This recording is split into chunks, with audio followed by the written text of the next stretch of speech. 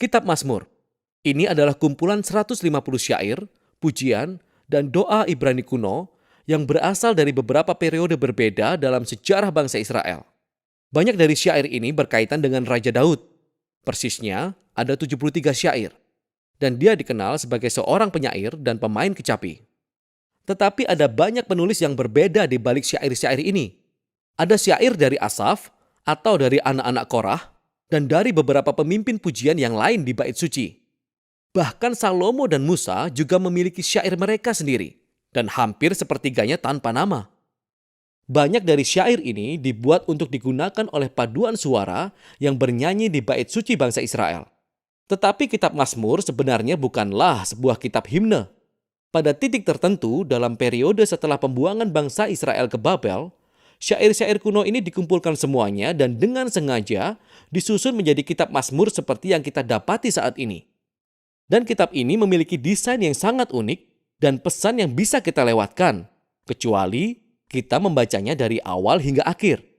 Untuk melihat bagaimana kitab Mazmur ini dirancang, akan sangat membantu jika kita memulainya dari belakang. Kitab ini ditutup dengan 5 syair tentang pujian kepada Allah Israel, dan setiap syair itu diawali dan diakhiri dengan kata haleluya, yang dalam bahasa Ibrani merupakan sebuah perintah untuk sekelompok orang untuk memuji Yah, yang adalah singkatan dari nama ilahi Yahweh. Itu adalah susunan 5 bagian yang sangat baik, dan kelihatannya seperti seseorang sedang memberikan kita sebuah kesimpulan dari kitab ini.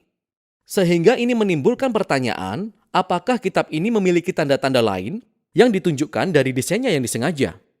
Jika kita perhatikan judul dari syair-syair tersebut, kita akan melihat bahwa di 5 tempat penerjemah Alkitab Anda memberi judul buku 1, buku 2, buku 3, 4, dan 5 di berbagai titik dan membagi kitab ini ke dalam 5 bagian besar. Nah, alasannya adalah syair terakhir dalam setiap bagian tersebut memiliki sebuah kesamaan akhir yang terlihat seperti sebuah tambahan redaksi. Begini bunyinya, "Terpujilah Tuhan Allah Israel, dari selama-lamanya sampai selama-lamanya. Amin, ya amin." Jadi kitab ini memiliki sebuah kesimpulan dan dibagi ke dalam 5 bagian utama, sehingga wajar saja dari sini kita kembali ke awal untuk mencari sebuah pendahuluan. Dan apa yang kita temukan? Mazmur 1 dan 2 berada di luar buku 1 karena sebagian besar syair dalam buku 1 berkaitan dengan Daud, kecuali Mazmur 1 dan 2 yang tidak diketahui penulisnya. Mazmur 1 merayakan betapa berbahagianya orang yang merenungkan Taurat, membacanya siang dan malam, serta mematuhinya. Nah, kata Taurat yang artinya pengajaran dan secara spesifik merujuk kepada 5 kitab Musa yang memulai perjanjian lama. Dan di sini sebenarnya, kata itu kelihatannya digunakan dengan kedua makna tersebut yang menjelaskan mengapa kitab ini memiliki 5 bagian utama. Kitab Mazmur ditawarkan sebagai sebuah Taurat baru yang akan mengajar umat Allah tentang praktek doa seumur hidup. Seiring mereka berusaha untuk mematuhi perintah Allah yang diberikan dalam Taurat yang pertama. Mazmur 2 adalah sebuah refleksi puitis terhadap janji Allah kepada Raja Daud dari 2 Samuel pasal 7. Bahwa suatu hari nanti, seorang Raja Mesianik akan datang dan mendirikan kerajaan Allah di dunia, mengalahkan kejahatan dan pemberontakan di antara bangsa-bangsa. Sekarang Mazmur 2 diakhiri dengan pesan bahwa semua orang yang berlindung pada Raja Mesianik akan diberkati. Tepatnya kata yang digunakan untuk membuka Mazmur 1. Dan bersama-sama, kedua syair ini memberitahu kita bahwa kitab Mazmur dirancang untuk menjadi buku doa umat Allah, sementara mereka berusaha untuk setia terhadap perintah Taurat, seiring mereka berharap dan menantikan kerajaan Mesianik yang akan datang.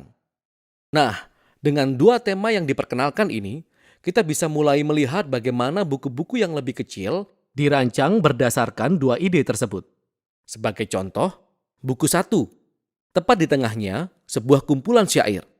Mazmur 15-24 dibuka dan ditutup dengan sebuah panggilan untuk tetap setia pada perjanjian. Kemudian, di pasal 16-18, kita menemukan sosok Daud yang menjadi model dari kesetiaan ini.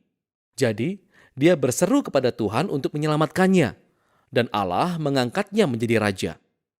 Dalam rangkaian syair dari Mazmur 20-23, Daud di masa lalu telah menjadi sebuah gambaran dari Raja Mesianik di masa depan, yang juga akan berseru kepada Allah Dia akan dibebaskan dan diberikan sebuah kerajaan atas bangsa-bangsa.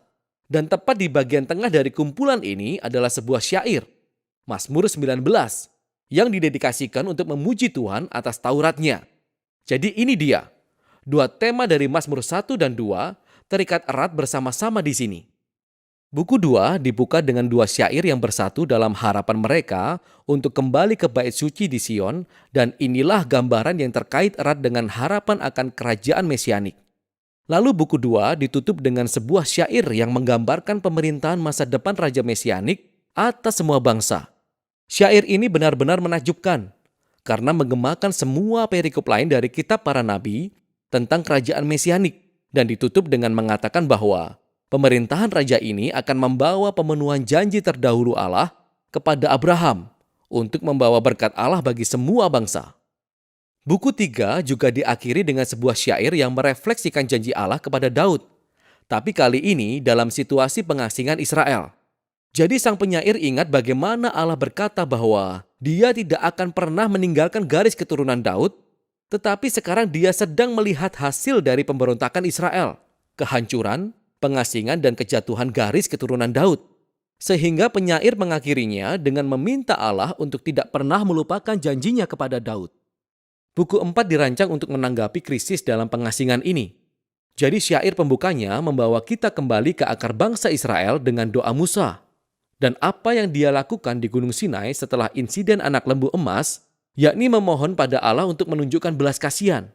Pusat buku 4 didominasi oleh sekelompok syair yang memberitakan bahwa Tuhan Allah Israel memerintah sebagai Raja sejati dunia dan atas seluruh ciptaan. Pepohonan, pegunungan, sungai-sungai. Semua dipanggil untuk merayakan hari di masa depan itu ketika Allah akan membawa keadilan dan kerajaannya atas seluruh dunia. Buku 5 dibuka dengan serangkaian syair yang menegaskan bahwa Allah mendengar teriakan umatnya dan suatu hari nanti akan mengirimkan raja masa depan untuk mengalahkan kejahatan dan membawa kerajaan Allah. Buku ini juga berisi dua kumpulan syair yang lebih besar lagi. Yang satunya disebut Halel dan yang lainnya disebut nyanyian pendakian. Masing-masing dari kumpulan syair ini ditutup dengan sebuah syair tentang kerajaan mesianik di masa depan. Dan dua kumpulan syair ini secara bersama-sama mempertahankan harapan akan tindakan semacam eksodus masa depan dari Allah untuk menebus umatnya. Dan kemudian, tepat di antara mereka adalah Mazmur 119. Ini adalah syair terpanjang dalam kitab Mazmur. Ini adalah sebuah syair alfabet. Setiap baris dimulai dengan huruf baru dari abjad Ibrani dan mengeksplorasi keajaiban dan karunia Taurat sebagai firman Allah kepada umatnya. Mari kita lihat. Tema dari Mazmur 1, Mazmur 2, Taurat dan Mesias digabung bersama-sama di sini dalam buku 5 yang membawa kita kembali ke 5 syair penutup. Dalam syair yang ada di tengah, Mazmur 148, semua ciptaan dipanggil untuk memuji Allah Israel karena Dia telah meninggikan tanduk umatnya. Tanduk di sini adalah metafora dari tanduk banteng yang diangkat dalam kemenangan. Dan gambaran ini mengingatkan kita kembali akan gambaran yang sama yang digunakan dalam nyanyian Hana, 1 Samuel pasal 2, tapi juga sebelumnya di Mazmur 132. Tanduk adalah simbol untuk Raja Mesianik yang akan datang dan kemenangannya atas kejahatan. Ini adalah kesimpulan yang tepat untuk kitab yang luar biasa ini. Ada satu hal lagi yang akan kita lewatkan jika kita tidak membaca kitab ini sesuai urutannya. Ada berbagai jenis syair dalam kitab Mazmur, tapi semuanya masuk dalam dua kategori besar, yaitu syair ratapan atau syair pujian. Syair ratapan mengungkapkan rasa sakit, kebingungan, dan kemarahan tentang betapa mengerikannya dunia ini dan hal-hal buruk yang terjadi pada penyair. Sehingga syair-syair ini menarik perhatian pada apa yang salah di dunia ini dan meminta Tuhan untuk berbuat sesuatu tentang hal itu. Ada banyak sekali syair seperti ini dalam kitab ini, yang memberitahu kita sesuatu yang penting, bahwa ratapan adalah respon yang tepat terhadap kejahatan yang kita lihat di dunia kita. Tetapi akan kita lihat bahwa syair ratapan mendominasi awal kitab ini, dalam buku 1-3. Coba kita perhatikan karena kita akan melihat syair pujian muncul sesekali juga. Syair pujian adalah syair-syair sukacita dan perayaan. Dan ini menarik perhatian pada apa yang baik di dunia ini. Syair-syair ini menceritakan kembali kisah-kisah tentang apa yang telah Allah kerjakan dalam hidup kita dan bersyukur kepada Tuhan karena hal itu. Dalam buku 4 dan 5, kita akan lihat bahwa syair-syair pujian jumlahnya melebihi syair-syair ratapan dan semuanya berpuncak pada 5 bagian penutup haleluya. Jadi pergeseran dari ratapan ke pujian adalah sebuah hal besar dan memberitahu kita sesuatu tentang hakikat doa. Sebagaimana kita mengharapkan kerajaan mesianik, seperti yang diajarkan oleh kitab ini akan menciptakan tekanan bagi kita karena kita melihat pada keadaan tragis dunia kita dan kehidupan kita. Dan Mazmur mengajari kita untuk tidak mengabaikan rasa sakit dari kehidupan kita. Tetapi pada saat yang sama, iman yang alkitabiah adalah melihat ke depan. Melihat pada janji kerajaan mesianik Allah di masa depan. Jadi Taurat dan Mesias, ratapan dan pujian, iman dan harapan, itulah isi dari kitab Mazmur. Yesus, Raja yang berbeda, semuanya Dia miliki, tapi murah hati. Yesus, Raja yang berbeda,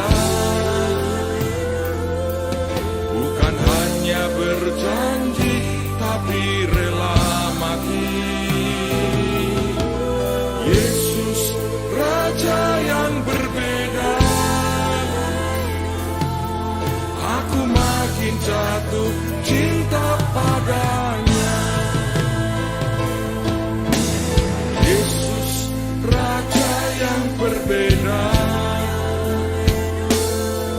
sangat berkuasa namun penuh cinta.